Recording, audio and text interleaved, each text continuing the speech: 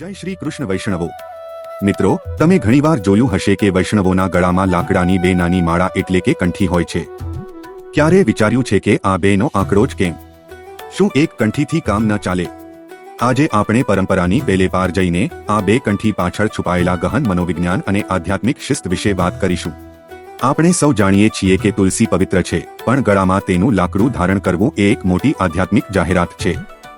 શાસ્ત્રો કહે છે, તુલસી પ્રિયા શ્રી કૃષ્ણસ્ય, જે વસ્તુ ઠાકોરજીને સૌથી વધુ વહાલી છે તેને ધારણ કરીને ભક્ત પોતે પણ પ્રભુનો પ્રિય બનવાનો પ્રયત્ન કરે છે.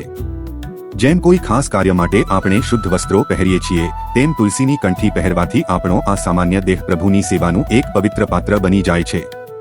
ઘણાને પ્રશ્ન થાય છે કે એક કંઠી કેમ નહીં?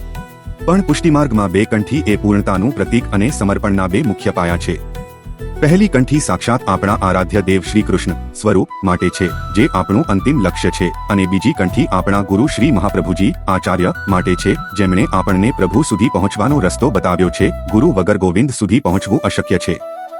આથી જ્યારે વૈષ્ણવ બે કંઠી પહેરે છે, ત્યારે તે સ્વીકારે છે કે લક્ષ્ય કૃષ્ણ અને માર્ગ ગુરુ બંને તેના જીવનમાં સમાન રીતે પૂજનીય છે. ઘણીવાર લોકો પૂછે છે કે એક કંઠી તૂટી જાય તો શું વાંધો?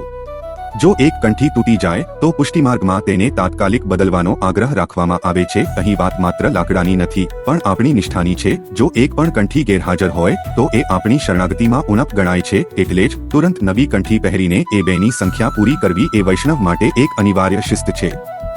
આ કોઈ અંધશ્રદ્ધા નથી, પણ પોતાની શ્રદ્ધામાં આવેલી ખામીને તુરંત સુધારીને ફરીથી પૂર્ણતા સ્થાપિત કરવાની એક સુંદર પદ્ધતિ છે. આ કંઠી માત્ર લાકડું નથી, પણ એક માનસિક કવચ છે જે આપણને રોજિંદા જીવનમાં બચાવે છે. જ્યારે ગુસ્સો આવે કે મન લાલચમાં પડે, ત્યારે ગળામાં રહેલી કંઠીનો સ્પર્શ યાદ અપાવે છે કે તું કોણ છે. તું હરિનો દાસ છે. ગુસ્સો, લોભ કે ઈર્ષ્યા જાગે ત્યારે કંઠી એક ચેતવણી જેવું કામ કરે છે, જે આપણને ખોટા માર્ગે જતા રોકે છે અને આપણને આપણા મૂળ હેતુ સાથે જોડી રાખે છે. અંતમાં આ કંઠીનો અર્થ ત્યારે જ સાર્થક થાય છે જ્યારે આપણું કામ કર્મયોગ બની જાય. એક પ્રોફેશનલ વ્યક્તિ જ્યારે ઈમાનદારીથી કામ કરે ત્યારે તે તેની સેવા છે. એક ગૃહિણી જ્યારે ઠાકોરજી માટે ભોગ બનાવી રહી હોય તેવા ભાવથી રસોઈ કરે, ત્યારે તેનું આખું ઘર મંદિર બની જાય છે. આજના ભાગદોડ ભર્યા જીવનમાં કંઠી એક એનાલોગ રિમાઇન્ડર છે.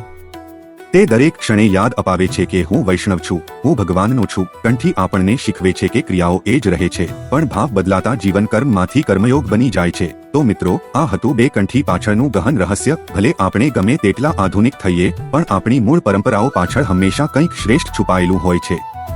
આપ સૌને નમ્ર વિનંતી છે કે જો તમને આ વાર્તામાં કોઈ સુધારો જણાય અથવા કોઈ વિશેષ માહિતી ઉમેરવા જેવી લાગે તો કોમેન્ટ બોક્સમાં ચોક્કસથી લખીને જણાવશો, જેથી આપણે સૌ સાથે મળીને માર્ગની સાચી સમજ કેળવી શકીએ. જો આ વિડીયો આપને ગમ્યો હોય તો અન્ય વૈષ્ણવો સાથે જરૂર શેર કરજો.